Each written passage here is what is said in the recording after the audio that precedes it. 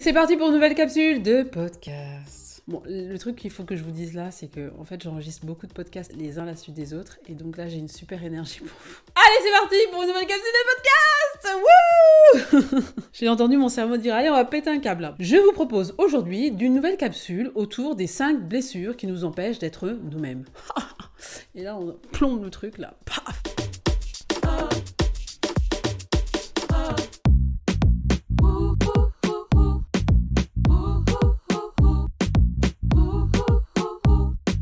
C'est un livre qui a été écrit par Lise Bourbeau, qui est un livre exceptionnel, vraiment. Prenez le temps de le lire, de le relire même, pour comprendre les blessures qui ont un impact sur vous, psychiquement, émotionnellement et même physiquement. Lise, elle vous décrit dans le livre à quel point certaines blessures ont une action sur votre transformation physique. Ah oui, c'est fou. Première blessure, le rejet. C'est une des blessures qu'on a plus ou moins tous eues. Vous pouvez vous retrouver dans les 5 blessures que je vais donner et vous pouvez avoir des blessures qui viennent de manière plus répétitive. La blessure du rejet, celle où quand vous étiez petit, on vous a dit « Oh là là, t'es moche » ou vous étiez rejeté de votre groupe de copains ou même là, vous avez été rejeté adulte par un conjoint. La blessure du rejet est une blessure assez classique malheureusement qui fait que vous vous mettez ce qu'on appelle le masque du fuyant. C'est-à-dire que vous avez tendance à fuir les situations, vous êtes assez mal à l'aise, vous préférez être invisible même, vous avez envie de disparaître. Vous voulez pas qu'on vous voit en fait. Ça, c'est vraiment les conséquences d'une blessure de rejet. Donc ça vous permet de vous identifier, peut-être vous dans votre blessure du rejet, ou d'identifier d'autres personnes que vous connaissez et de visualiser, de comprendre que cette personne peut avoir une blessure du rejet. Deuxième blessure, la blessure de l'abandon. Donc vous avez été abandonné. Alors l'abandon, je vais vous dire un truc, et là vous allez dire c'est fou, ça peut se manifester hyper tôt. Votre mère vous tient dans les bras, voilà,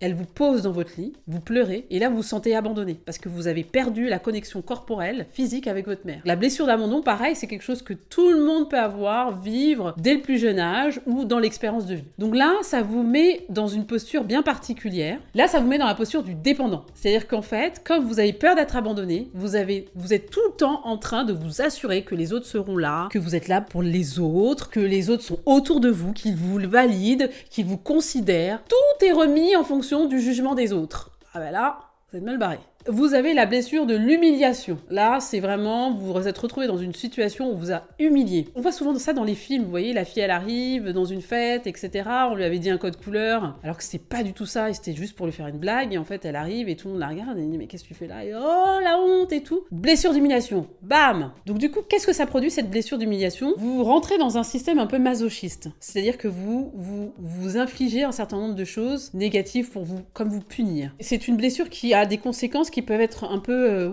qui sont complexes. Vous pouvez tout à fait le gérer, il n'y a pas de souci, mais c'est vrai que c'est des conséquences un peu complexes. Vous avez une forme de dégoût par rapport à vous-même. Le fait d'avoir été humilié par les autres vous met dans une situation où vous n'avez pas de validation du monde dans lequel vous êtes, et plutôt que vous avez ce sentiment de dégoût qui peut se faire envers vous. Donc il y a plein de conséquences qui peuvent être liées à ça. Vous avez une dimension de, vous considérez pas, vous donnez pas beaucoup d'amour en fait. La blessure de la trahison.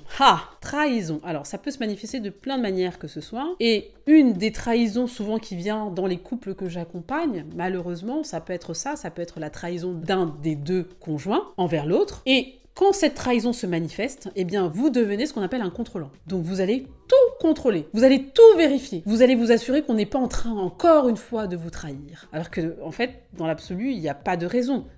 Cette trahison peut intervenir une fois, mais pas forcément 2, ni 3, ni 4. La blessure est tellement profonde, elle a peut-être été répétée aussi plusieurs fois, qui fait que vous vous mettez dans une posture où vous contrôlez tout, vous prenez votre portable de votre mec, vous regardez où est-ce qu'il a été, qu'est-ce qu'il a fait, vous regardez tout, vous fouillez dans ses poches. Là, vous êtes dans une posture de contrôlant, donc les conséquences de ça sont aussi un peu désagréables pour vous, parce que ça vous demande, vous êtes tout le temps stressé, quoi. Vous êtes tout le temps pas bien, vous n'avez pas confiance en vous, ni en l'autre. Dernière blessure, l'injustice. La blessure de l'injustice. Vous trouvez que c'est injuste. Maman, c'est injuste. J'ai pas eu ça, c'est injuste. Cette blessure d'injustice vous met dans ce qu'on appelle le masque du rigide. Donc vous n'avez pas de tolérance au manque de justice. Mais tolérance zéro. Vous considérez qu'en fait, les personnes qui ne respectent pas l'équilibre de la balance, comme les signes de la balance, qui sont souvent dans cette dimension-là, ceux qui ne respectent pas l'équilibre de la justice, eh bien, sont bannis. En fait, vous ne respectez pas de manière intrinsèque mes valeurs. Donc je ne vous considère pas. Et donc on rentre dans un truc qui est très dur à vivre, parce que vous infligez, vous imposez à l'autre, de par votre blessure, ce type d'environnement. Voilà, écoutez, les 5 blessures, c'était pas un sujet qui était rigolo, mais bon, l'idée c'était que vous puissiez vous identifier dans ces blessures, peut-être comprendre pourquoi vous étiez comme ça ou comme ci. N'hésitez pas à faire des commentaires sur les blessures que vous avez le plus reçues ou comprises de vous. Voilà, c'est une évolution, c'est un pas vers la découverte de vous-même. Je vous souhaite une bonne fin de journée et plein de bonnes choses.